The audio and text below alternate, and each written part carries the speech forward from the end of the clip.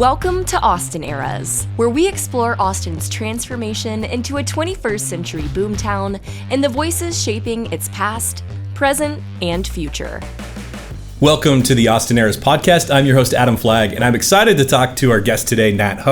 I'm going to talk a little bit about him, and we started chatting about his bio and before we got on the show, and it's funny, I'm just going to have you interrupt me as we go because I think there's some really interesting things here to talk about, but you have a brand new company. You're founder and CEO of Boot Civil. That's right. It's a next-generation civil engineering firm committed to community-focused growth in Austin. You're a licensed professional engineer with more than 500 projects completed, which is in Central Texas. That's right. So you know Central Texas like the back of your hand. I mean, essentially, you know it better than probably most people. Hyper local, that's what we call it. So I definitely have enjoyed getting to know nooks and crannies of different parts of Austin and Central Texas through my work.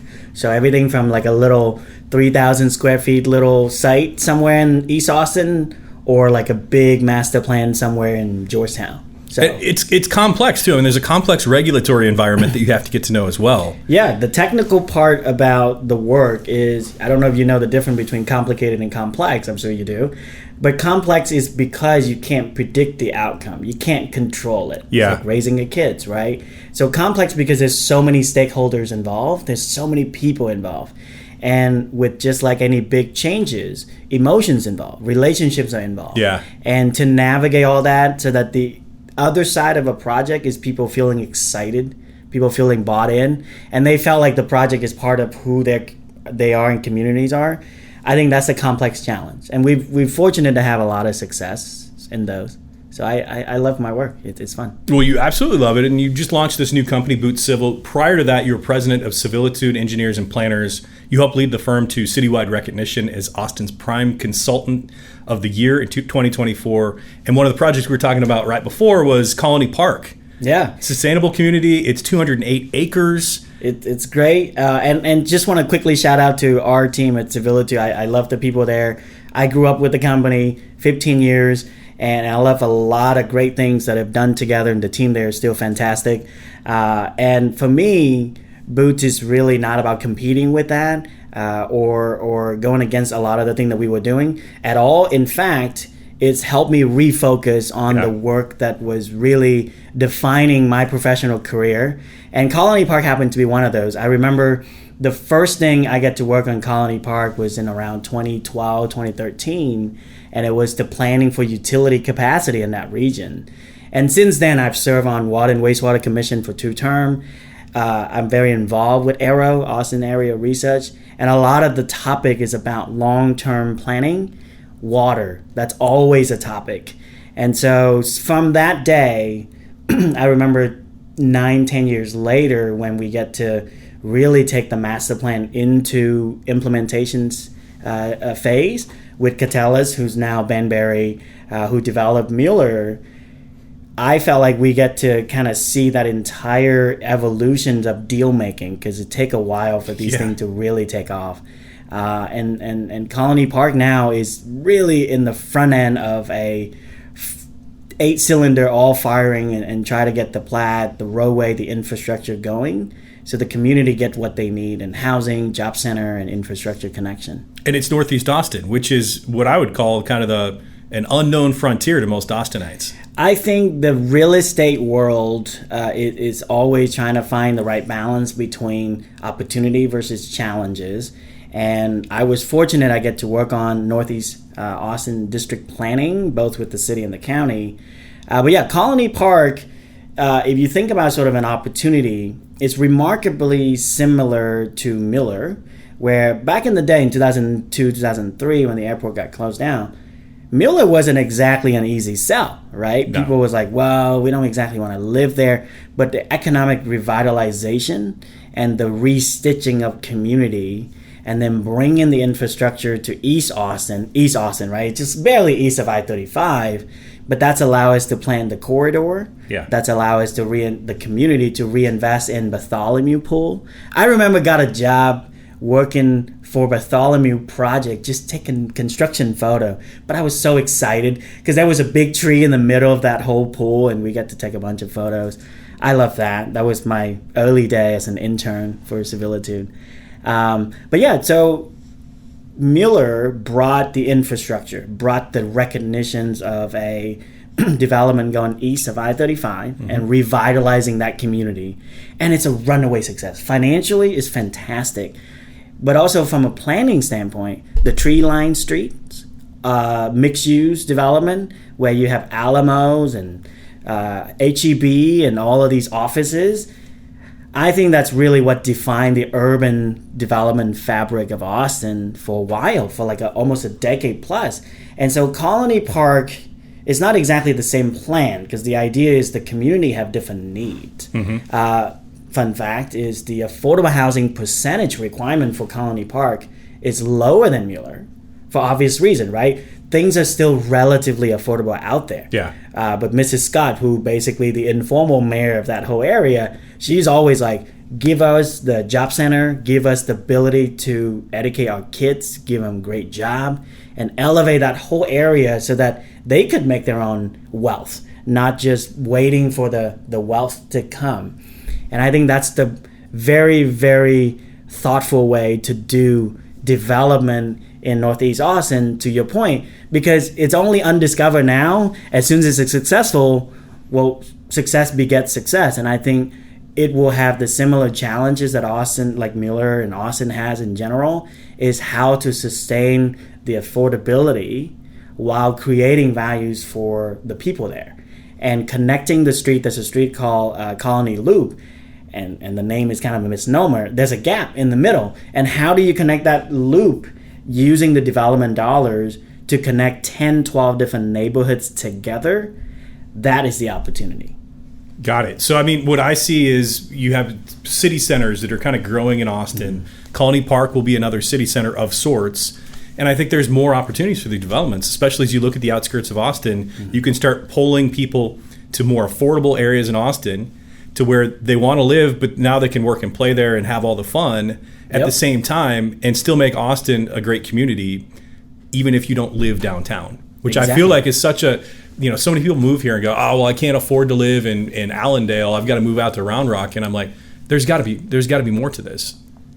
And that, I think, is a really good reflection on the journey of Austin. Like, I came to Austin in 2004, and by any stretch, I'm not as old school as some of the folks who live in, several generations here in Austin. Yeah. But I do remember 2004, I landed in the new airport, which felt very small because I came from a metropolis, like a big city. And I lived with a host family in Leander, Texas. And South Baghdad Road didn't really have anything, just trees. Yeah. But that was the Austin of develop already, right? The Mueller was all the beginning, a new airport. I'm served on the Long Center next to the Palmer then. At that time, we just had Palmer Event Center constructed in 2002. So like Austin was all the rave of a new age. And I showed up in 2004 thinking that, man, this is such a small town. I'm going to do my time here. And then I'm going to go to London and be back in the big city. 20 years later, we're raising family and just really, really love Austin. But yeah, the reflection that I would have is in 2004, I would argue that was kind of like 2003, 2004 was the peak of 2001 real estate collapse and 2008 recession of real estate. It wasn't as bad. But in 2004, we had all these great elements that came about. And that, to me, is remarkably similar to, say, 2022, 2021 of like the COVID era, where you have this great growth. And in my mind, that brought a lot of privileges to Austin as a place that you can plan for density, not just reacting to what density problem you have. And so just kind of tying back to Colony Park will have an opportunity to connect all the roadway together, bring infrastructures, because development doesn't happen in Northeast Austin right now, not because people are not constantly looking for places to build. Gigafactory already there, right? Yeah. But it's lack infrastructure, so utility is difficult to go and get capacity. Wild Horse is a big development out there in 130. They've been trying to get utility out there for a while. Colony Park also have a planned green rail line station for the future. Not sure when it's going to happen, but if we can bring infrastructure, we can bring light rail, And there are two parks. We were fortunate when I was at Civility to get to work on phase 1 of the Walter E. Long Park, which is a large tract of land. Still a little bit underdeveloped, but that's the goal for a big master plan. And then we are right next to Colony Park, District Park, which is a separate parcel next to Overton Middle School. They are building an aquatic center. They're improving the roadway, connectivity. There's a little trail next to Overton that crosses over like a little swell ravine. For a while, like when I first start working in Austin, that was like a little ditch that all the students have to cross over. And in the summer, there's like snakes and all kinds of weird things. Sure. This is hot. Yeah. But then the city built this really nice pedestrian bridge and like a nice little walkway for the kids to go. And now they get to walk straight from the neighborhood to the school, to the park, rather than go all the way around. To me, that's the density privilege that we have in Austin. And I think Colony Park is going to be the catalyst project that's going to kick off the Northeast Austin kind of planning and development region. So 10, 15 years from now, the next cycle we looking back, I'm sure we're going to already finish Colony Park halfway through. That felt really good. And then a bunch of other projects will get kicked off. Well, I feel like your passion's already showing through, and we haven't even gotten through the bio, which just tells me how amazing you really, what's inspired you to start Boot Civil and what's really defined your professional life. So let me tell people a little bit about who you are. You immigrated from Vietnam at age 17 That's right. to Leander as an exchange student. You attended community college in Houston after getting your GED, and then transferred to the University of Texas at Austin and earned a degree in architectural engineering and became active in student leadership, civil engineering.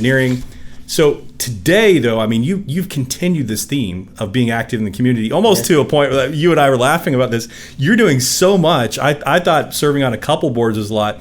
You're on the Long Center as a governance chair, Real Estate Council of Austin, also known as RECA. Umlauf Sculpture Garden and Museum, you're chair of master planning there. Leadership Austin, you're on the governance committee. Saffron Trust Women's Foundation, a founding board member. And Friends of Bell County's Canyonlands, I know a little bit about that. So you're doing a lot, and you're former commissioner of the City of Austin's Water and Wastewater Commission, which you mentioned just briefly earlier, and Joint Sustainability Committee. You're also a former UT lecturer, maybe a current as well soon, and recent graduate of MIT's Executive Leadership Program in Leadership and Innovation. And I think if you're watching on video, you'll know that he has a very distinct style, often pairing custom suits with cowboy boots. You credit your mother's career in fashion as an early influence, and you're passionate about civic leadership, obviously, arts advocacy, and reimagining the creative sector as a pillar of Austin's economic engine. And we were talking about you've been married 13 years to your wife, Tram, and you have two sons, 10 and 8, and you're going on a road trip soon. You guys like to hit Texas state parks? Yeah, we love parks in general. So this year is going to be Texas State Park, Lost Maple, hopefully to catch the tail end of the fall foliage. We'll see. We're watching the foliage online forecast. You get a little bit more foliage in the hill country because of the cold here? Snap that just happened. So we like try to catch it right now.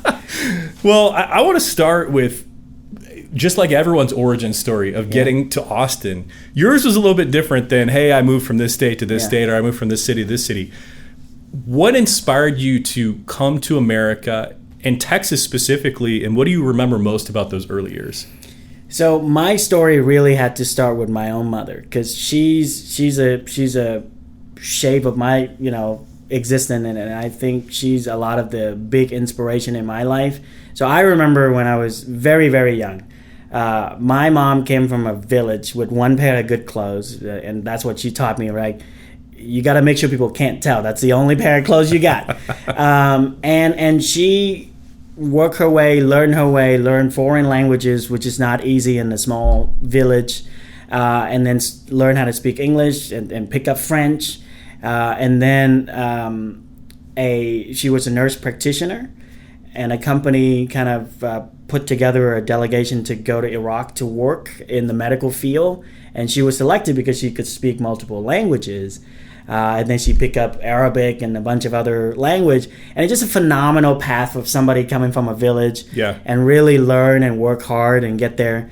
And so when she, there were the Gulf War that broke out, she was offered a refugee slot to go to France and kind of start a new life. but she couldn't take her family. She would have to go there and then wait for the whole thing to settle before she can bring the family. And she's like, yeah, I'm not going to do that. And I'm so happy that she didn't. She hopped on a boat. I mean, went through crazy journey to even get back to Vietnam. Gave up her medical career just to kind of get into business with my dad to help raise the kids.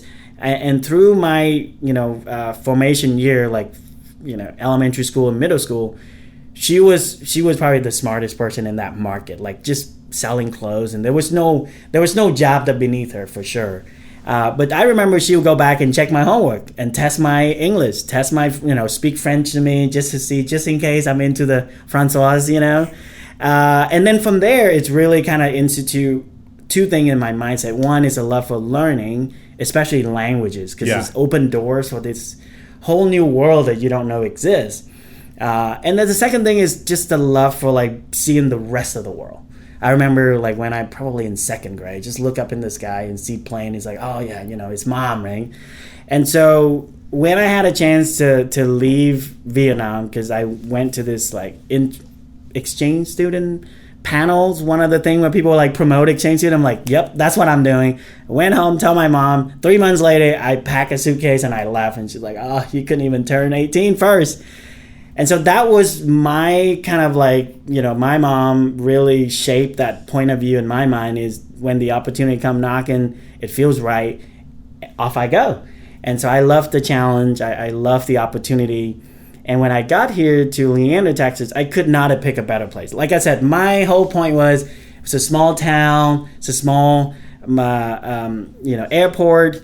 And the first meal that I had in Leander, Texas, I landed here at 11 o'clock at night. This is 2004. The first meal that I had the next morning was a big old plate of Tex-Mex cheese enchiladas. You got to remember, I've never had cheese before in my life. Never? So for like this sea of like cheese plate, I was like, oh my God, I cannot finish this. But I remember succinctly because now I'm like about as Texans and as it go. Like I love country music and I like hanging out with my boots on. And so that was my way of getting introduced to Leander, Texas. And then from there, I loved the challenge and the opportunity to shape kind of the community that I get to be in.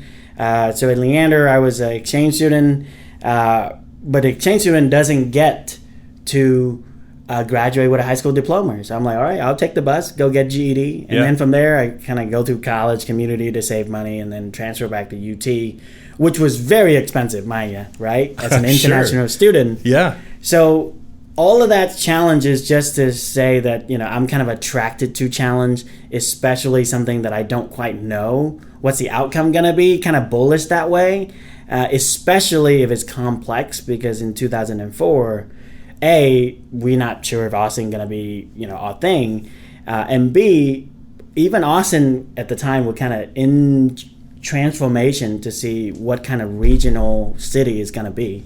So yeah, I was very lucky to be in Austin in that right part.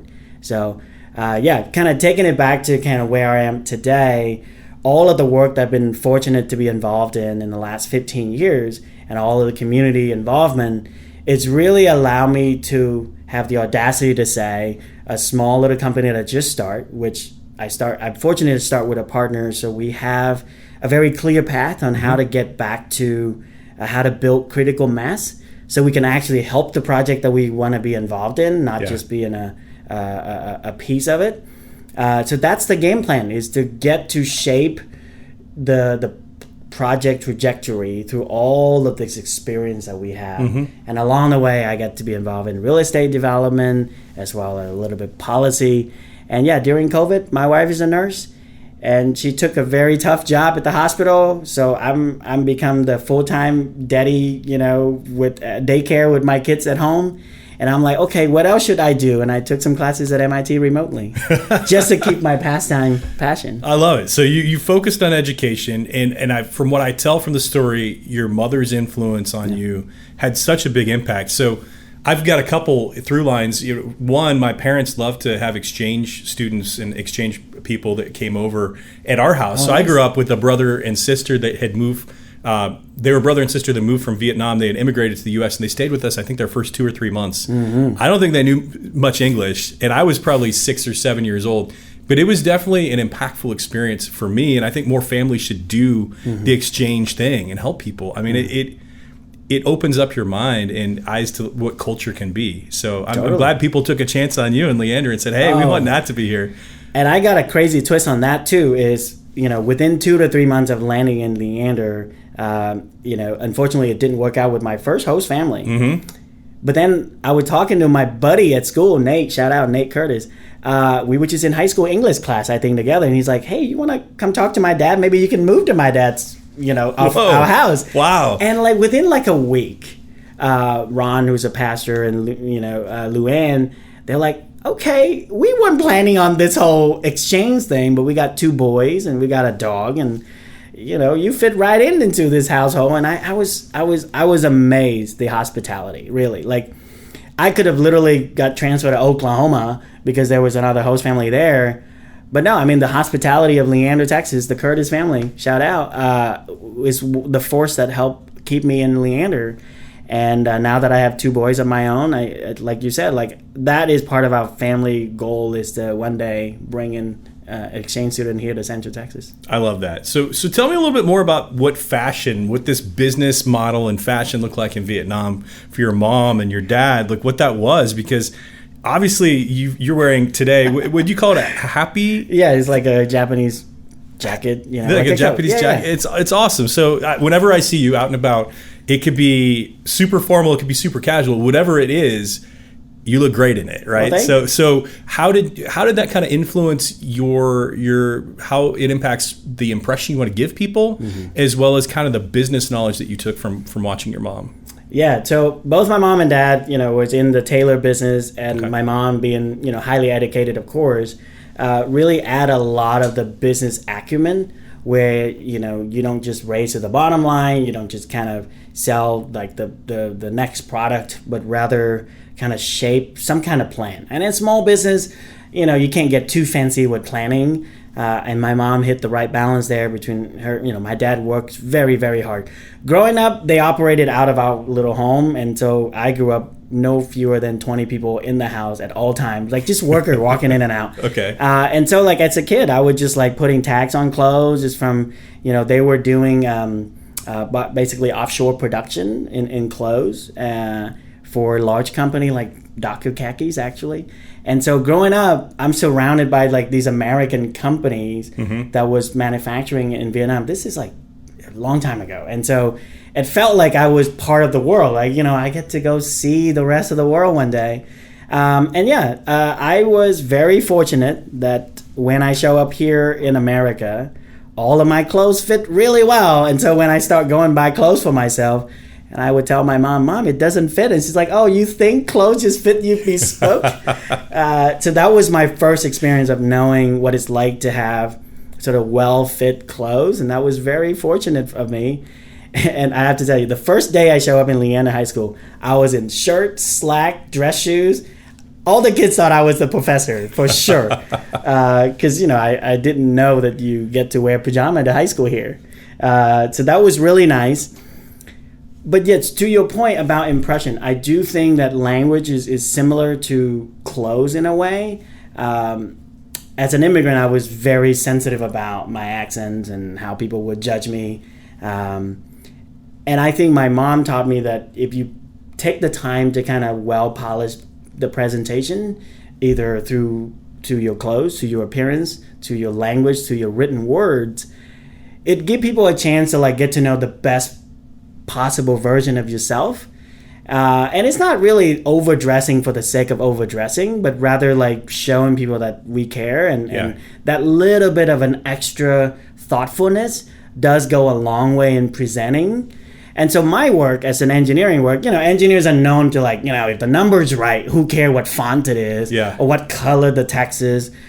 And it turns out it does. Because when you talk to non-engineer, when you present a solution in the community, they want to know that you take the time to understand what makes sense. Like the old saying, right? People want to know how much you care before how much you know, that kind of thing. And so I do think that thoughtfulness does make a difference in the way we present solutions and just communicating to people. Well, I have a follow-up question to this, which is if someone's tuning in and they go, hey, I want to know some great fashion places in Austin, or where do you go? What are your tips? I hate to review my sources. I'm kidding. Austin now has been really booming. Like just the boots alone, between all the great store like Allen's and all of the Justin boots, all the way to the Tecovas and the Jesus and the Lucchese and all that. That part is covered. Like I think the boots part is pretty easy. I think custom suits, I've also seen like some really cost-effective stores out there. And what people just need to know is if it fits you well, it goes much further than having a fancy pair of clothes. Yeah. So all the guys out there, you know, a pair of jeans these days could probably cost $100. You can get some dress pants for about the same cost. So no excuses. Yeah. You gotta dress sort of a good fit in my mind. And then if you got a bit of a flair, you can always throw in like a little boutique here and there. Yeah. And I think Austin has a great place for all of that culture.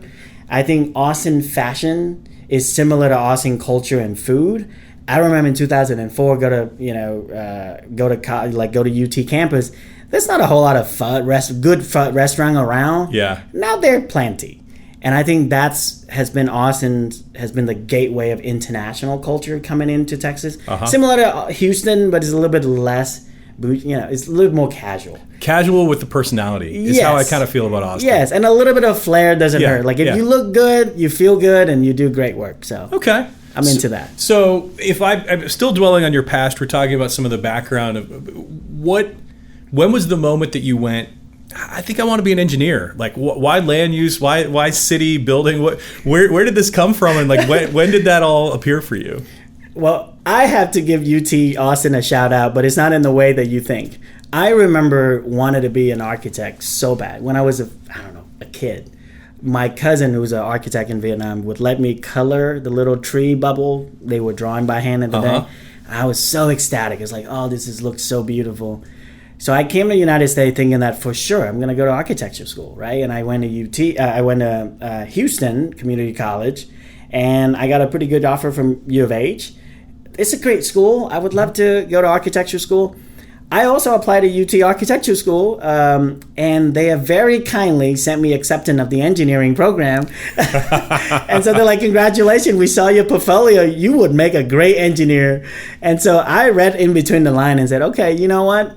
I want to be in Austin. I want to be at the top school and really compete. Yeah. And if it means not an architecture program, I didn't know anything about architecture engineering, but I did some research and I was like, okay, I could see it. I'm really good with math too. And that didn't hurt.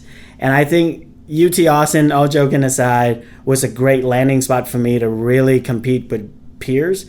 I remember graduating with 3.8 GPA and probably bottom of my class. So many smart, so many talented people here in Austin. And so that kind of my introduction to the engineering space, even though I really love the creative side of architecture.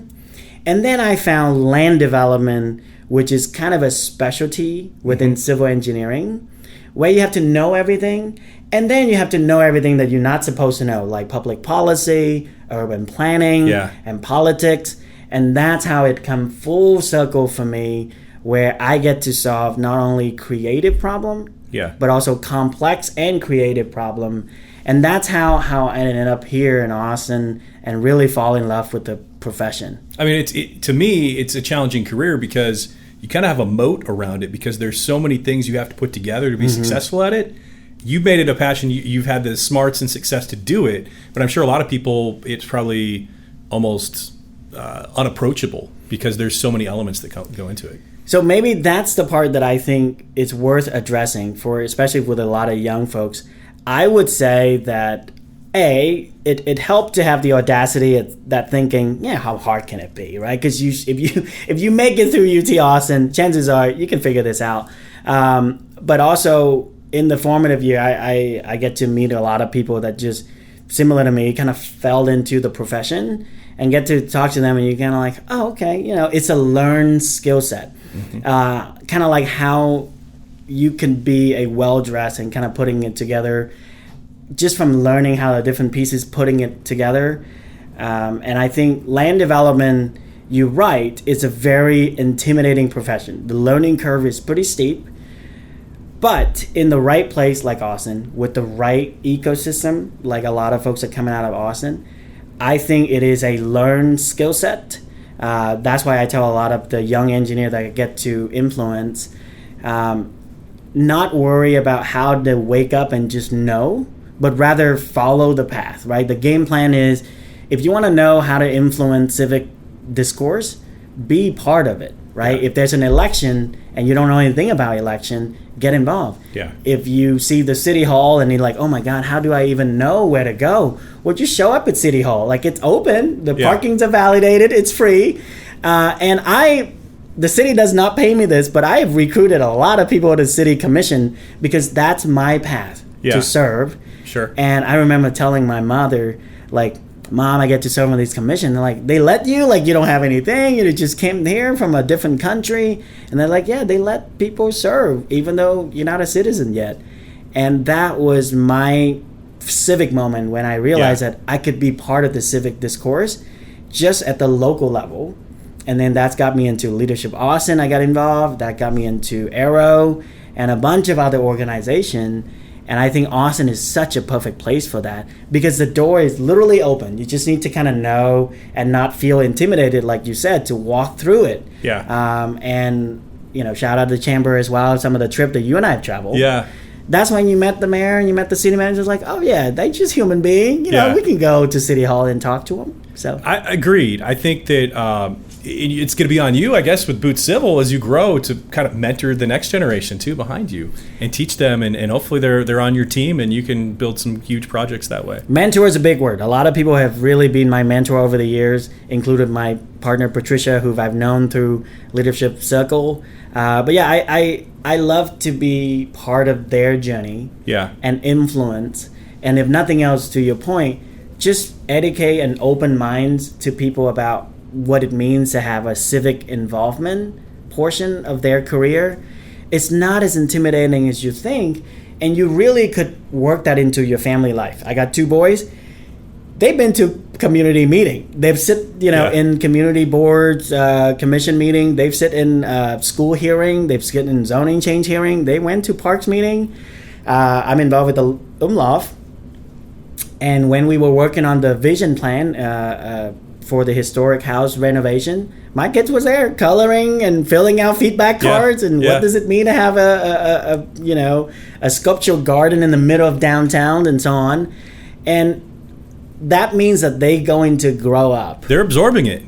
They are. I did the same with my grandparents and my parents. Exactly. Absolutely. Feeling like being a part of the civic scene of the city that you grow up in feels normal. Yeah. And I think that has been, there were so many great people on your show, and I was just saying, like, Councilmember Velasquez, that's felt like right in. Like, my kid's gonna grow up and like, maybe I can contribute. Yeah. Yeah, it empowers you and it gives you that, hey, the door is open. Yeah. Hey, I'm not intimidated. Hey, I will show up to the city hall and I will talk about something that's important to me. That's right. I absolutely. So I want to turn. We met in 2017 or 2018. Mm-hmm. We went on an intercity trip to Atlanta. You've done a few of these through the Greater Austin Chamber of Commerce. How many of these you've gone on? Quite a few. Yeah, I think so. Like 8 or 9. I stopped counting, but it's been a really good 1 2 year kind of reset in perspective. Yeah. Because what I do every day professionally does require some amount of perspective, either change or education. Yeah. Density is a weird thing. Like, if you grew up here your whole life, this feels so dense and it feels so intimidating. But I come from Vietnam, which is so much like Ho Chi Minh City or Saigon is so much denser. And I look at places like Mueller, Colony Park, and Austin in general in Central Texas as we don't have a density problem as much as we have density privilege. Yes. We get to plan for the infrastructure. We get to learn from places. Even the light rail, like, that's a huge conversation. But we don't have to invent the light rail, right? We could go to places. That was where we were just a couple weeks ago, Vancouver. They have a great light rail. And when you do light rail correctly, you don't talk about light rail. You talk about Taylor Swift concert. You talk about, FIFA World Cup games. Uh-huh. And all of the things that you get to do because the light rail. Because you know how to move people around the city. That's right. Yeah, that's something we have a major issue with. And, and so when we talk about building these city centers on the edges, it's because structurally on the inside, we haven't done a very good job of putting that infrastructure in place. Now, I'm saying that, and I'm expecting you to maybe disagree with me. but my question for you really as a follow-up to that is, well, how do we fix that? How do we fix the infrastructure that isn't really that dense, that hasn't really been planned for very well? What does redevelopment look like, or is that even possible? I think it's important to think about development not as a sort of opposing forces of development and community, but think about it as all interdependent. And this is a big concept that coming out of Austin Area Research Center organization. We just had a Catalyst Summit where Alan Graham with Mobile Love and Fishes, phenomenal leaders, talk about interdependency as a concept of how everything kind of rubbing together. Like, you want to take care of homelessness, there's some other thing you got to do on the other side of the wheel to help counterbalance that. Economic drive being one of them. As a thriving city, you get to invest into other things like homelessness solution. So when I look about infrastructure, I don't think of it as it's one thing, and I don't think of it as like counterproductive to the environmental or other places to spend money. Like, we have to spend our money everywhere. Prop Q failing means budget got to be reset, and you got to make tough decisions. Well, that's the place where leadership should thrive, right? So I want to give people a bit of a perspective based on my own very narrow observation, of course. But 2004, like I said, 2003, 2004 was a peak of real estate, kind of cycle between 01 and 08. During that time, there was infrastructure conversation. Terry Mitchell, who lead Momark Development, I'm actually one of the very great mind in Austin here that I get to hang out with sometime. He really articulated the reason why high density development such as the Estonian, which is sort of the shining project at downtown at the time, could really help offset the infrastructure costs of a suburban community. Because when you have a suburban community, the tax base that came out of a couple hundred homes is not enough to maintain and expand the infrastructure in that area. Okay. But a 400 unit downtown condo that literally have one road and one sewer pipe go to it will contribute so much more tax base to improve parks, roadway, and utility, not just for that area, but for the entire region. The other part is RICA. It's a phenomenal organization from a advocacy standpoint. And I remember a time when RICA was at odds with the environmental groups in Austin. And instead of shy away from that conversation, RICA was instrumental in creating like Hill Country Conservancy, George Kofer. Like, these are great leaders in the community that say, you know what, we want tree too. Like, we love big trees. Let's go plant them. We love big trail. Let's go do, Violet Crown. And Waterloo, because Waterloo Park, that's one of the great projects that came out of the development. And guess what? Colony Park money to buy Colony Park land came from the proceed of Mueller. In 2008, 2009, the city made, finally see Mueller as a financial success on the upswing, took the money, bought a bunch of land on Northeast, and start the process. Because these projects, like Colony Park, took so much planning, 10, 15, 20 years. Light rail, I'm sure you came here into 2017, you might feel like, oh, we did that light rail things once and we won. No. There's like 3 times where the light rail proposition didn't pass. So it took a lot of planning. It took a lot of intentionality.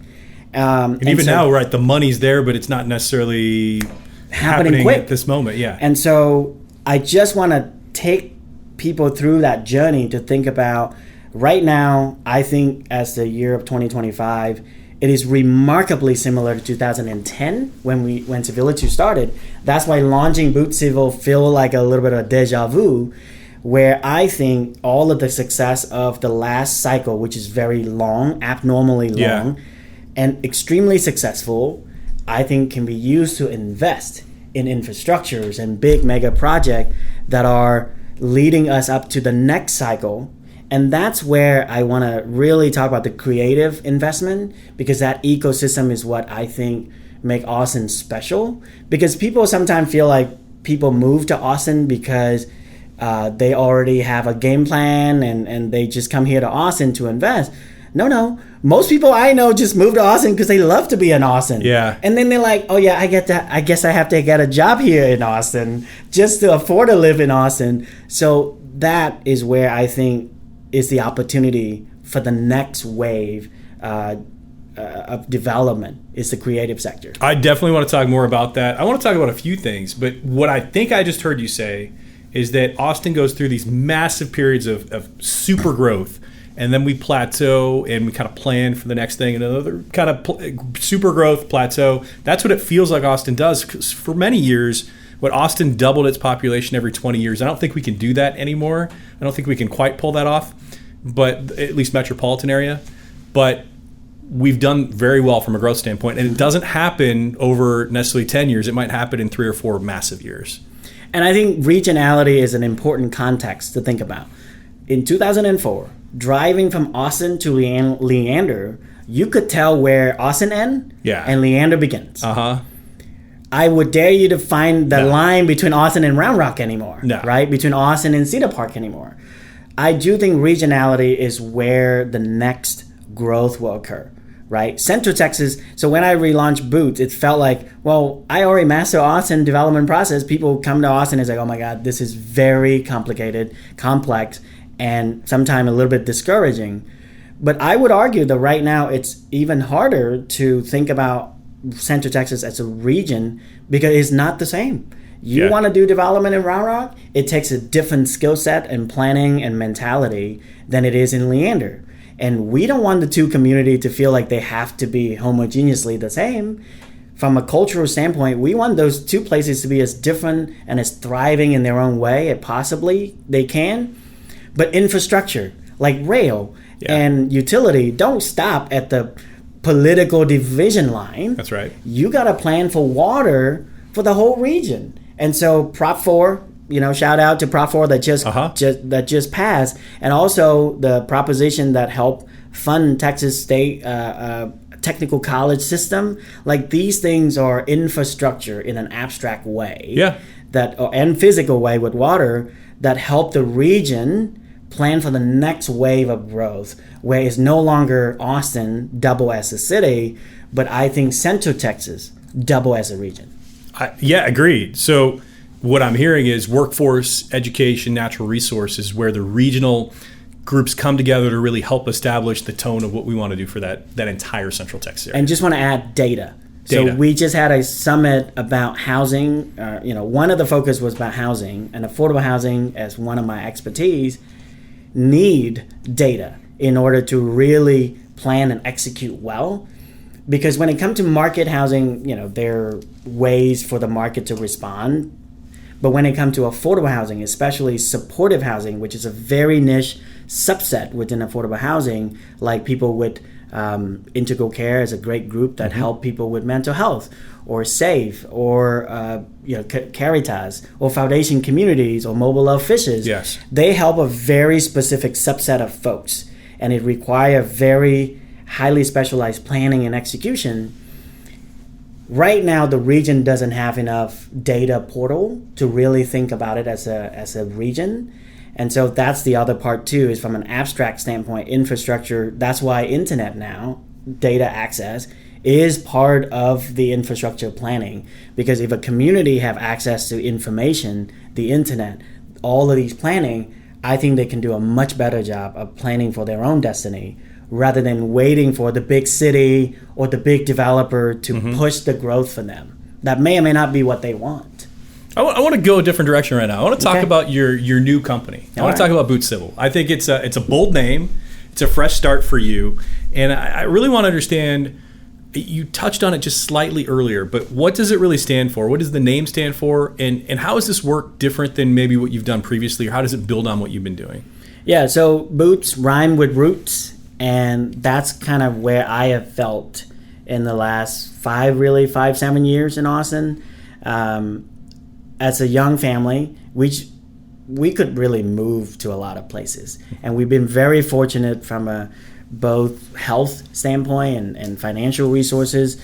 And we love going on road trips. So like I remember driving through Idaho in the Christmas of 2023 maybe. And it's beautiful. Yeah. And Montana's fantastic. I drove from Texas to Canada, like up the Colorado and then down the West Coast, like to the desert in Central Valley of California, not the coastline. And we're just mesmerized by so many great towns. To be fair to Texas, like there's a stretch where it's like 5-6 hours where there's only so many windmill you can look at and be interested, entertained. Otherwise, very flat. But what we've also found out is how much we love Austin as a place where we chose to be in. I just moved my parents here a year plus ago.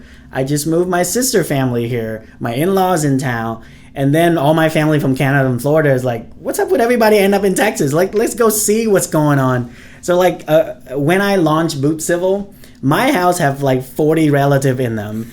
And it was a great way to make it a family affair. And they were very supportive. And so I just want to say that Austin as a place has really made its mark as a true community where people want to anchor, not just move here, not just invest here, not just engage here.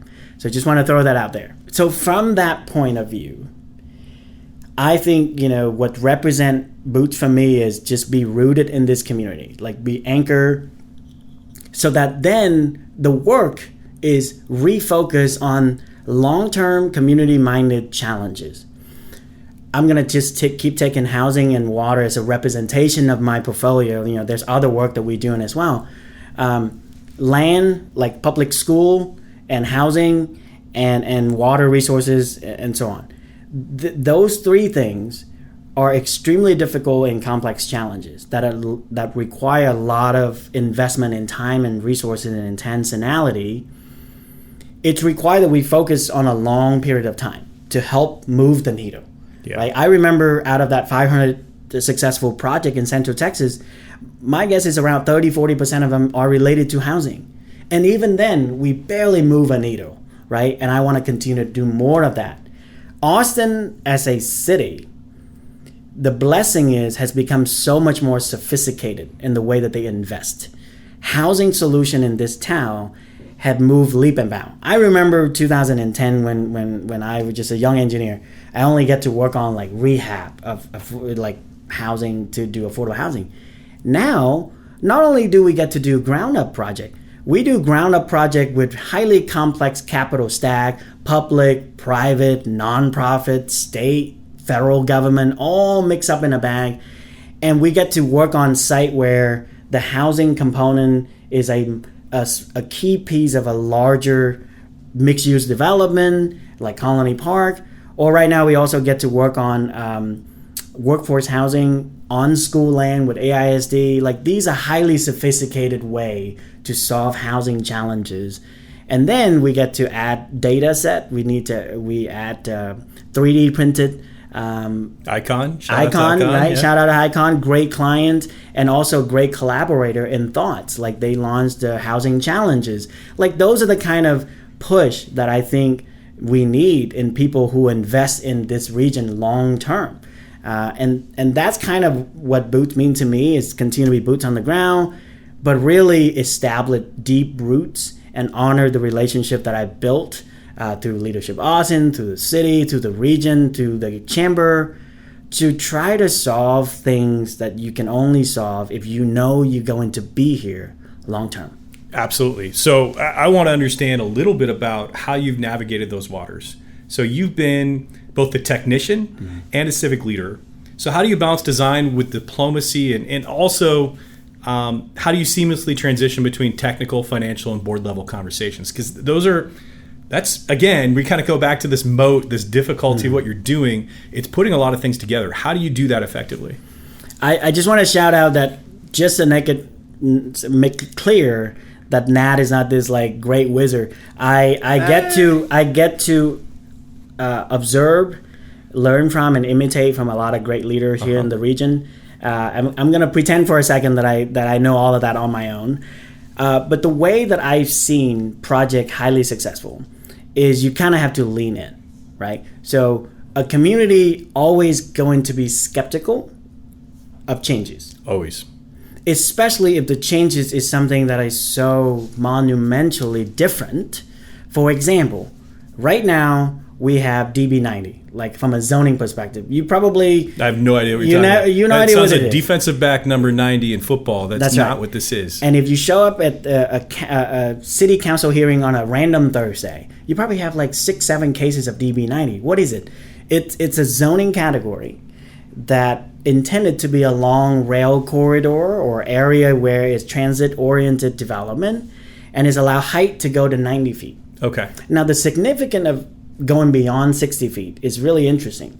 As a city, right now, if you want to see any building over 60 feet of height, you have to go to downtown and you go to Domain. Mueller have mainly like 1 or 2 buildings, but even Mueller, not a whole lot of building is that tall, right? And that is representative of Austin as a city where the managed growth, it's about height constraint, right? Now, DB90 is meant to say, as a transit, city, we want to have light rail that really run through downtown and airport. You can't build light rail ridership based on low density. Yeah. 60 feet doesn't work. Yeah. And so in order for Austin as a city to get federal match and all of these great financing sources, we need to evolve forward. And what that means is project going to start getting higher. And I remember working on Zilka Studio, which is a fantastic affordable housing project with Foundation Community on South Lamar. I think that's probably one of the most small footprint, is only like 0.2, 0.3 acre. It's 110 units. Whoa. Okay. On like a very tiny little footprint. Yeah. And it's very tall. It's on South Lamar. But it makes sense. It's on that rail, that's on that transit corridor. And it's highly successful. It win a bunch of awards. Uh-huh. And working on those projects and figure out how to make it so that it's not just an eyesore for the surrounding property. So there's a big trees and we get to shape the courtyard. But the courtyard is like one level above the street. So recognizing the difference in topography and celebrating Austin with the big tree, that was the great way to like make a project work. So zooming out from that, right, from a micro level, obviously using thoughtful design languages and spending the time to really make a project fit really well, like a puzzle that have a little bit of extra pieces in there. But from a macro level, taking the ability to understand that people are rightfully concerned about unrestricted growth and unthoughtful growth, and bring that level of trust through conversation, not outcome, right? Yeah. A lot of time people are like, well, I like the final outcome, but I don't trust you, so I'm going to object you anyway, right? Yeah. And that's the NIMBY idea, right? That's the idea. Not in my backyard. And I think instead of just continue to fight on that, for example, I just told the developer, one prolific developer in town the other day, hey, I know you're going to get this zoning case passed through, but go ahead and not have that community event anyway. Have a conversation. Let people know that, look, you can't shape the density. This thing need this density in order. Like, you can't shape the exact size of the building. That's what it needs to pencil it out. But you can still shape the density through what kind of parks you want, what kind of what kind of trail connection through the neighborhood can you want. And I think engaging and leaning in rather than kind of leaning out and say, well, I'm just going to object you because I don't believe in this. Yeah. Because there will be a lot more building coming out of the wave of DB90 zoning that are taller than what people are used to. And that's going to feel very terrifying. But that's also mean that, remember, 2004, at the peak, there was more tree that was being planted because of development. There were more utility that was laid down and roadway being improved and traffic signal and money to go buy land for either conservation land or colony park. All of that happened because of development. So this interdependency of saying one project is not going to ruin your neighborhood. I know that because I've seen one project that was thought to be like, oh, this is going to be the worst thing. That was Miller. There were several pockets of neighborhoods surrounding Miller that said, I don't want to connect to Miller. It's going to ruin this area. And I understood the fear why people felt so. But right now, Mueller is a shining example of not only successful design, but also economically, it helped revitalize that whole area, right? And so I think that is the opportunity that we have. So just have the conversation, lean into the civic discourse, and not make it about just disagreement and impasse. I think allow us to shape the density, and having that privilege now feel more important than ever. Because right now, it's not a coincidence. Austin right now as a city not only have a great mayor and a city manager who understand big economics. We have convention center going, we have airport going, we have I-35 cap and switch going, we have light rail going, school bond or billions of dollars, not hundreds and tens. That is not a coincidence. I think we are in a Goldilocks zone period of 3 to 5 years where you could do a lot of great things now and set it in motion so that in 10, 15 years, we get to look at that and say, wow, that's a really good success, but it takes the intentionality right now. Aren't we happy we actually trusted you, right? Aren't we happy that we didn't distrust you and say no, no, no, no, no? Mm-hmm. And I think that's the challenge as the city is to understand the vision. And I guess that's my follow-up question to you, which is there a central place for vision in the city? And how can people understand and get their concerns allayed from these things rather than fight it tooth and nail every time there's change? I think there is very important to recognize that we have a lot of great folks at City Hall and Council right now that understood the number one rules in building consensus is to have more conversation. Sometimes risk, like Jose Velasquez, give me a chance to fail you. Let me try anyway. And I think that's the right mindset, 1,000%. I don't think there is a shortcut to say, you know what, let me avoid this confrontation, let me avoid this difficult conversation, and do nothing or waiting for the solution. Personally, I know this might be a controversial idea, but I think it was an unfortunate period of time where we didn't have a permanent contract with the police forces, didn't have a permanent solution to act on the homeless issue and just pretend like the issue is going to go away. I think that's unfortunate. I think that's where leadership should shine, by having more conversation. And you know what? Some conversation you're going to go home and man, I need a shower. Yeah. But sometimes that's what need to happen. Shout out to a friend of mine, Matias Segura, who's sitting at superintendent for AISD. Oh my God, as a parent, school closure and consolidation, that is so difficult. Yeah. No one going to go home happy. No. But I also, perspective, right? I've also lived with my wife who sometimes go home and lose a patient. Yeah. That's hard. Yeah. That's really difficult. And I think having that perspective, that civic discourse could feel like life and death, but it's not. And I think to have more conversation, it's really, really important. Now, from a technical standpoint, from an engineering perspective, I don't think there's a central place, nor should there be, because great projects, in my mind, are created by great people and also driven by great economics. And good can become great if you have a lot of collaborator that is outside of the normal boxes. And because of that, I really love the fact that in Austin you have, Chamber of Commerce who drive the economics, that embrace regionality, because there's a lot of great chamber out there, Round Rock and so on, that collaborate with each other. And then you also have Leadership Austin, who push for people to find their civic moment, because even if you have great project, you need good people to be on commission. Adam, you need to be on commission. You got to have people that serve a nonprofit board so that they could kind of find their place in the civic sort of fabric. And then you have Arrow, which I'm going to continue to give them credit, because Austin as a region need to think long term. When you think 2 to 3 years out, you constantly trying to respond to all of these things. You're fighting change every time. You try to react to these things that are really, really difficult. Yeah. But Arrow embraced the idea of BBQ, means big, beautiful question. What questions have you not asked?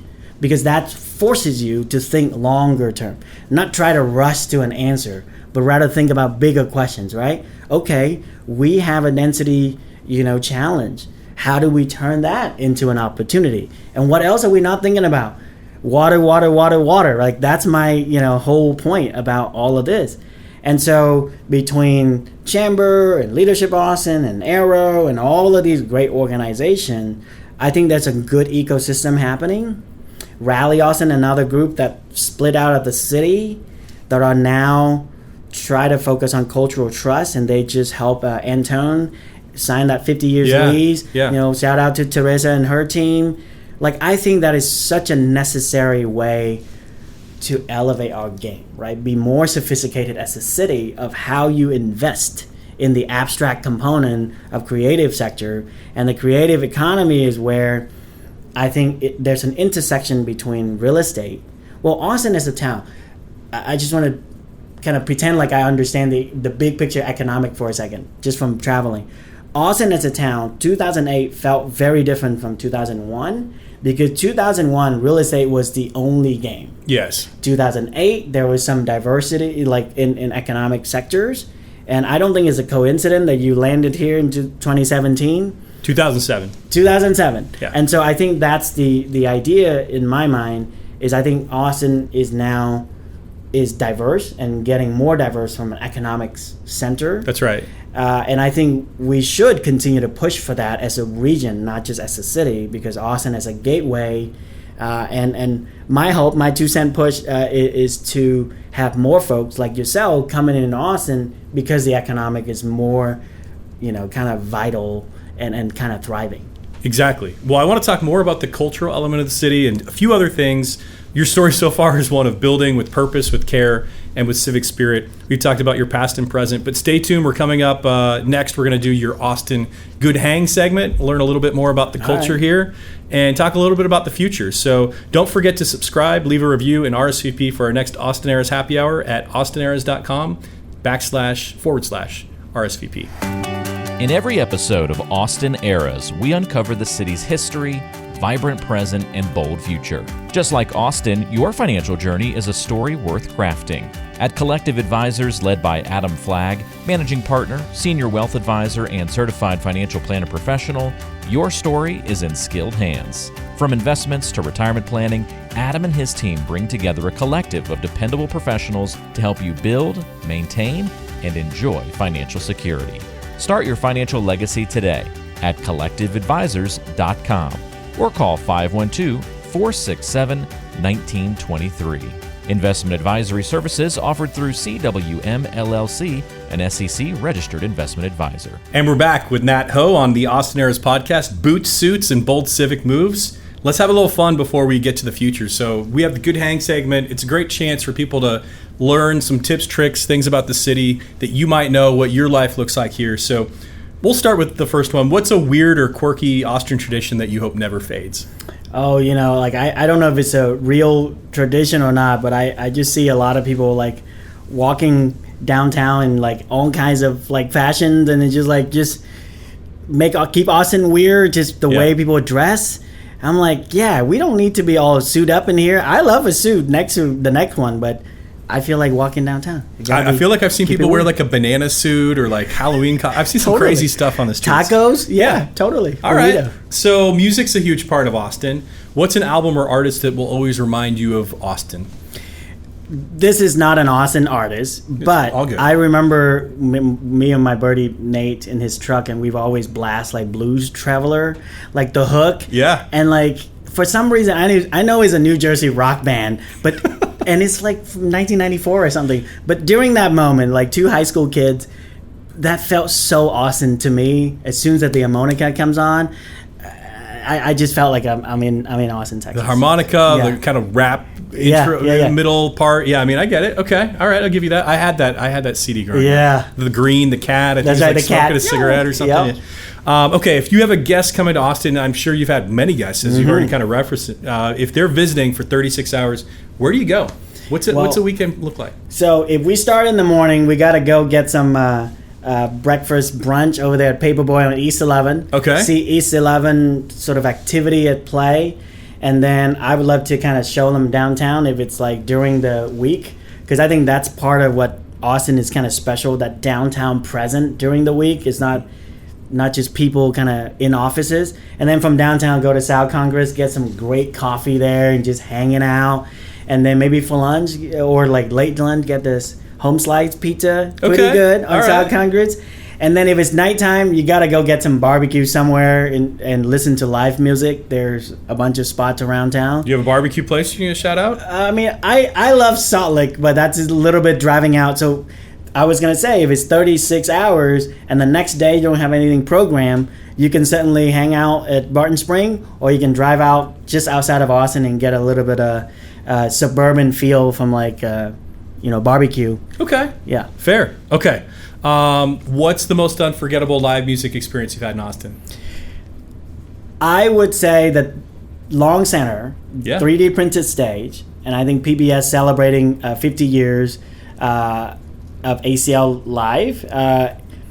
All I knew is Willie Nelson was on stage performing, and I think he's like 70 or 80. Like, I know he's old. Oh, he's like 92 years old. And I got tired halfway through his set, and I'm like, man, this man is like, have so much aura. And so I'm pretty sure that's going to be a classic moment. And so I got to be there with my wife, and we saw Willie Nelson perform on Long Center 3D printed The stage. reward of giving your time to a board and participating and helping build a community. Yeah. That's incredible. What's the most Austin thing you've ever witnessed? So my wife and I laugh about this, but I have a bit of a man crush on Ryan. It's a blonde guy from Barbie. What was his name? Ryan Gosling. Yeah. So when I was at UT, of course, Ryan Gosling was walking down UT campus with a pair of boots, and the legend was he helped somebody get out of trouble or something. Like, such a cool guy. I'm not sure if that's true, but then it's just weird. Like, and then I ran into like all kinds of celebrity in Austin. So that's like an Austin special thing. They're always around, yeah. Yeah. Just I think Jay-Z was, Obama was at South by Southwest. It's Austin. So you get to see Jay-Z? The shadow of From him. a distance, yeah. He's a pretty big guy. Yeah. Who's a leader in Austin that you really look up to and feel that they're doing great things? Right now, I'm a little bit biased, but I think the mayor, Kirk Watson, is doing really, really great things. And if nothing else, the leadership of saying that, look, Prop Q failed, let's do the hard things and let's rework the budget now with urgency and intentionality. I gotta say, I think politics is difficult, but I think knowing the moment to kind of lean in and do things fast and difficult, knowing that that's what needs to happen. So shout out to Mayor You're our first Watson. podcast after the election, so I mean, I feel like Prop Q is going to be a theme that comes up because it's turning. I think we're just at the peak of a change that's going to be pretty massive for the city, and I think Kirk Watson's the best guy to lead it. Yeah. For sure. So if you could have dinner with any Austinite, living or dead, who would it be and why? Ooh, Willie Nelson probably. I don't know if he's actually Austinite, but such a how do you be that charismatic for that long and being such a true icon? I would love to hang out with him and kind of understand the longevity of mindset. And like I said, legacy is something that I felt like in our family. My parents grew up in this little, my dad grew up in this little village in central coast of Vietnam. There was 18 generations of the Ho family in that area. Been a long time. And so for me, I know what it's like to kind of hear the generational wisdom over the years, because growing up, we always get told about so-and-so relative have so much knowledge. I've never met this guy. But yeah, Willie Nelson felt like he's a true icon here, and I'd love to grab dinner. Shout out Willie Nelson. I want to talk about the future now. So let's talk about the legacy and vision that you have for Boots Civil. Where do you want Boots Civil to be in 5 years? What do you want the organization to look like, and what impact do you want to have on the city? So from a business standpoint, I think Austin as a region has evolving a lot to be highly sophisticated, as I mentioned. There's still work to go. Mega project require a different mindset in investment. And so you can't just subsidize your way out of housing, for example. You have to invest. And I believe in my kind of small optics, Austin, the land development business of civil engineering in Austin does need a little bit of a revamping from a business model standpoint, because we have a lot of not really young people, but young at a stage in their milestone where they already been through a career path They are looking for places to anchor their roots here and do something that are highly, consequential for our community. And I look at the business model of small businesses where you kind of have to trust the leader and kind of do your work and wait for your turn. There's nothing wrong with that. I also look at a big, highly successful company that have hundreds and thousands of engineers where you can't really own the business. You get to own a part of the idea. Nothing wrong with that either. But I do think that the project, just like the project that we see here in Austin, become more sophisticated. There is a need for the kind of company, in my mind, that have true ownership of people, not just the thoughts, but also the business, that also make it part of their life, professional career to solve certain problem. I think the business model need to adapt to that and give them the opportunity. So, of course, when I get to name the firm, I don't put my name on it because it's not about me. Mm-hmm. It's about the challenge that we get to solve. And it's not, it's not just about doing good work, but getting rewarded for it, build wealth over time so that you can anchor your family here and maybe move your family here, and really lean in on the long-term conversation. Going downtown and participate in commissions and boards and volunteer with nonprofit should not be the kind of tactics that you do to get quick gains, but rather like, hey, I'm gonna be here 10, 20 years. There are other people that are gonna be here 10, 20 years. I wanna know them. I wanna be a part of their journey too. And so that's the business philosophy. It's an experiment, I have to admit. Similar to Austin being an experiment. We didn't know Mueller is gonna be a runaway success, because if you do project like Mueller with the guarantee that it was success, you might fail pretty badly, right? Yeah. So I think the curiosity and the courage to enter into an experiment, that is the spirit of Austin. And I think that's what the business model is trying to adapt to. And from just the day that we launched, it's only been like 40 days. I've had a lot of people coming to me and having similar conversation. I'm convinced that the message resonates. So I'm really excited. Absolutely. I'm excited for your future as well. I can't wait. So one thing that's come up, I think, twice so far that we haven't really addressed fully is this idea of the creative economy. You're bullish on that. It's a creative sector. It's one of the reasons I came to Austin. You love the culture. You love the music scene. You love what Austin's food scene, all the things that have kind of really built this place and what we're known for. So tell me a little bit about what the creative sector means to Austin's future and what your vision and how we can support it better. So I'm going to start with a mindset that I learned through Leadership Austin training is when in doubt, personal, local, and immediate. I am not going to pretend like I can solve the creative with a capital C, but I know how I can add value in the creative sector with a lowercase c. That is the most humble way I can add to this conversation. So, for example, I've been involved with the Umlauf sculpture garden for a long time now, 8-9 years. I think I just roll off, I couldn't tell, because my wife and I just fall in love with the garden. We renew our 10-year vow at the garden, and we did so much preparation. And you know what the guests wanted? Taking selfie with the sculpture, and just hanging out in Austin. Yeah. And so Umlauf was my sort of entryway into service of nonprofit creative side. And then I've been helping the Zach Theater with their plan.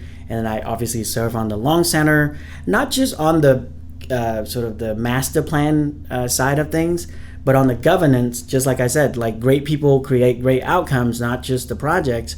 And so beyond on the governance, I get to interview and bring on a lot of great board members that have a long-term mentality, how Long Center can be the front lawn, but also the back of house of the creative sector. Helping, during COVID, Long Center did something that I thought just brilliant. They created the Creative Consortium. It is now become Create Austin, that meant to share infrastructure with other creative sectors, where if you're not big enough to have a CFO or COO for your little venue, you could get a bit of a fraction help from a creative entity, right? And so Long Center now is the administrator, not the decider, but the administrator of hot tax grants for the city. So City of Austin is known to invest in creative sector, but it's not known for, like administrative processes that are fast. Even if you win a grant, it might take 3 to 5 months to see the money. For a small creative group, that's really difficult. It's the difference between life or death as an organization. Exactly. And so now, because alongside the administrator, money could hit the bank account in 2 weeks or 30 days. Okay. Shout out to a lot of great staff over there. And then I also get to be with folks that do other things in Austin. And so my pitch is this. My pitch is Austin creative sector should not be an amenities or a backdrop to a strong economy. Mm-hmm. It can bring in some really, really cool opportunity. 3 specific example I'd love to throw out there is one, I was just at the Asian Chamber Ovation Gala a couple nights ago. Shout out to Asian Chamber of Commerce. They are driving this program called Austin Eats and Night Market, right? If you ever travel to East Asia or anywhere in Southeast Asia, the night scene, cultural and food and culinary experience is amazing. Like if you want to eat somewhere nice in the middle of the night in Austin, it's still kind of hard. It's a little tricky. And even Bay Area, like that's why Manhattan is such a place, right? Like you go into like Manhattan, New York, you want to have a great barbecue session at 2 a.m. Yeah, we got you. They got you covered, right? Yeah. I would love to see that here in Austin. And Asian Chamber have been pushing the night market. I love that. I'd love to kind of take my kids out on the Saturday night at 1 a.m. and get them to eat stuff. That's fun. And so I think we want to see more of that cultural piece because with Samsung and all the other Asian company coming into Austin, I bet you some of them want to have that sort of connection to back home. The second thing that I would say is the workforce housing. So we have so many job opportunity in downtown and downtown adjacent. Not all of those people can afford to live in the zip code in downtown Bowden Creek. Maybe majority of them cannot. Yeah. And I know affordable housing is sort of a lot of the focus, but workforce housing also have an opportunity to see where some of those folks who work creative job or hospitality job downtown could be married to teachers and firefighters and people that need to be physically near their place of work anyway. I think doing the right planning to allow that to occur could be a really, really creative solution, pun intended, to solving the creative housing challenge that we have. So even if a handful of folks get to benefit from it through having a place downtown where they can come to work, I think it's already shined the light on the topic of like, hey, let's not make these artists or mural painter or whoever have to drive from Mainers or Bastrop to come here. Like, I think we need to celebrate that by creating the ecosystem and the framework for them to be here. And then the third thing, and this is personal to me, my kid was born here. They look Asian. But they're not. Like as soon as they land in Vietnam, they're like, "Where's the nearest pizza and McDonald's?" Like but they get to be with their friends at Summit Elementary School, which is one of the greatest dual Vietnamese language program in the state, maybe in the country, and that means that they get to create their own definition of what it means to be Asian American, to be Vietnamese American. They could relate to what I tell them, and they could enjoy the benefit of being this village in Vietnam with a lot of like 200-300 people with the same last name, but they're gonna have to create their own way of interacting with the culture and the heritage. And so one of my personal dream is if in the next 10-20 years we get to figure out a way to build like an Asian theater here, right, where maybe a ballet company from Vietnam or from South Korea, Seoul, could come to Long Center to write a new piece.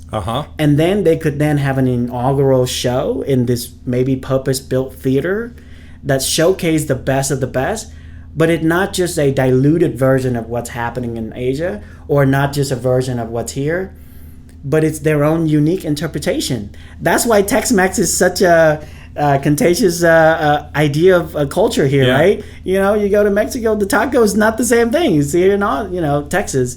And so that's my personal dream, to like push for some of these ideas And if half of them happen, it would be an amazing way for the community here to have its own unique, authentic way. A cultural fusion of sorts. Yeah. And I think that's what also pushed the economy of the creative sector. A good friend of mine, that worked in Austin, unfortunately had to leave Austin. In the creative side, one of the critique that she gave that I took to heart is missing an ecosystem. There's a lot of organization that doing stuff, great stuff. But just like nonprofit, there's so many of them. Too many, almost in a sort. Yeah, I mean, I'll say that for you. Right, and I think there's missing that ecosystem where one big, giant, happy boat that really lift all of the organization. And so I'm very bullish. Long Center doing an amazing thing with great staff, but they're not the only one. We just need to kind of add them together. My pitch is, next year or the year after, maybe when Into City go visit, we get to showcase creative as an economic driver here, not just an amenity. Yeah, I mean, I think the point that I take away from this that's really huge is that how can you have Austin continue to be a cultural center, a creative center, if you don't actually get to let those people, if they can't afford to actually live within the city? Mm-hmm. And so if you don't have that, then you lose a little bit of the vision for the future. And if that's the driver, you're slowly losing that as the city becomes bigger. Yeah, and I think there's some cool thing that could happen to that. I would throw out another moonshot idea with the Umlauf Center. We do an HPEUs, historic preservation and expansion of the garden at the Umlauf, and the idea is to renovate the studio where Charles Umlauf up in the top of the hill and make it more ADA accessible, make it have center where it's not so hot and the structure doesn't deteriorate up there. Mm-hmm. But then when that happens, there might be an opportunity to maybe create some artist cottages, like small respective scale, that maybe artists could travel here to Austin, create art here in the space that Charles used to create art. Like a residency of sorts. Right. And then from there, they can go back to whatever places, but the art and the creation spirit remains here. Okay. And I'm going to, the reference is like Milan, right? Like, Michelangelo could make this art anywhere, but he's like, no, I got to go to Milan. I got to get this piece of granite and chipped it out. And I think that is that's the classical reference to Austin. Could be the contemporary, because our celebration is live music capital of the world. I think the act of creating special things in Austin is that spirit, right? And so again, Willie Nelson on that stage, man, it beats any recording. Let's get a dinner put together with you and Willie. You can hash this out. You're the celebrity one. You can we'll go find him. Yeah, we'll go find him. All right. If you had a magic wand, what's one thing you'd fix or rethink about Austin's infrastructure? Ooh, that's such a great question.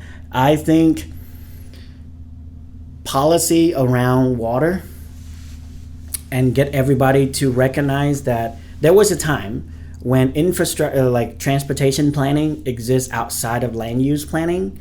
Now, most of the good planners and city understand that a good transportation plan is a good land use plan, and vice versa. I think water is still kind of outside of the mindset of the average citizen. We really take it for granted. Like clean, hot water stand at the nexus of civilization. You have to understand that, right? Yeah. Because it took so much energy and infrastructure to get hot water, clean water to your tap. People just don't appreciate it enough. And all of the great infrastructure project around water has happened, like all the great dams, like the Hoover dams and all these great dams happened in the 20 and the 30. These are 100-year projects. So if you do the math, we are right then in the what we call generational investment of water and the intersection of energy, right? Everywhere you go, you talk about gigafactory, talking about energy. Clean water is critical to that. And obviously, if you're in the semiconductor world and you're in all the real estate development building houses, you know what water means. But an average person would be like, oh, my water bill just go up $10. That's just unacceptable. Like, name another bill, that is $20-$30, that is essential to life, that hasn't already doubled in the last couple of years. Like a phone bill, like I remember a phone bill used to be a lot cheaper. Yeah. And so water and the appreciation of long-term planning. When I was on the Water and Wastewater Commission with the city, we passed a 100-year water plan. Think about how long that is, right? My kids will be an old dude when that happened, maybe even dead. And so like a 100-year water plan feel like such a privilege to even get to say that we plan for those. And I think that is going to be our opportunity to shape good policy, not just each other fighting and say, oh, I'm going to drill water over here and pipe it over there. You could always do that. Or, my family had a lot of generation in farmers. I hate whenever we have to fight between water for people to live versus farmers and versus the environment. That feel like such a zero-sum game. I think with the right policy and the right courage and leadership, I think we could put together something that can unify all of that kind of combating interests and build an interdependent solution that benefit all rather than like a separated solution. That's perfect. I love that. I'm debating the next question to ask you because there's a few here, but I know we're wrapping up here very soon. But you kind of hit on it from the creative sector. But what do you think Austin needs to get right in the next 5 to 10 years to remain a livable, creative, and authentic city? What are the moves? Yeah, I think that's a great point. I think we got to get the rail right. The light rails as a transit city allow people to get the freedom outside of traffic, and you get to have housing choices, because I love urban community. Not everybody is made for that, and not every family situation is made for that. It's also allow the housing choices in terms of affordability. So we got to get the light rail correctly, and we need to close the gap between the light rail and the airport. I mean, it would be a shame if that brand new terminal and that brand new light rail still have a gap. And it's an economic challenge. That's the good news. No one gonna fight that gap. It's just an economic challenge. So what that means is I think we have to look at real estate investment, business investment as a way to provide that public good, and then use that to also synthesize creative housing, environmental protection, water planning. So we got to get it right, the challenge of balancing all that interdependent element, but you got to do that with good leadership, where you can't just pretend like, oh, if I don't do a long-term contract, then the problem going to solve itself. Or the mentality of back in the day, if I don't build it, they're not going to come. Yeah. Or if I don't solve this I-35 challenge, maybe nobody going to want to live here. Like, I think that shining away or leaning away from the challenge is not the solution. I would love to see people leaning in. And, if I were to, kind of look at my own journey from the challenge that I'm facing in, I love everything that was going on with the journey that I had the last 15 years. The only thing that needed fixing was the business model. And so I just fixed the business model. By far, that was not the easiest thing to do. Yeah. But I think that's kind of what I hope leadership looked like to folks. Well, as we close out this conversation, I know you said you're not the wizard, but I think in some ways, I kind of do think you are. And I mean, I think that you have an opportunity from your mind and your strategy of what you're trying to do of almost being like the Benjamin Franklin of infrastructure of Austin. I mean this. Wow. So I really want to understand what you want people to say about you 10 years from now and what legacy you're hoping to leave behind. Okay, I would love to live up to legacy with a lowercase L and add to that. I think I already kind of talked about what I would like to see as a practitioner and as an engineer, totally there. In 10 years, if I get to point at project like Colony Park and say that I play a small role and being a part of that, I would be very, very happy. Mm-hmm. Just so you know, my dream as an engineer is to be a space civil. I would love to build the next house infrastructure with Icon in the moon. Really? I want to be the first space civil engineer. Okay. And mine asteroid.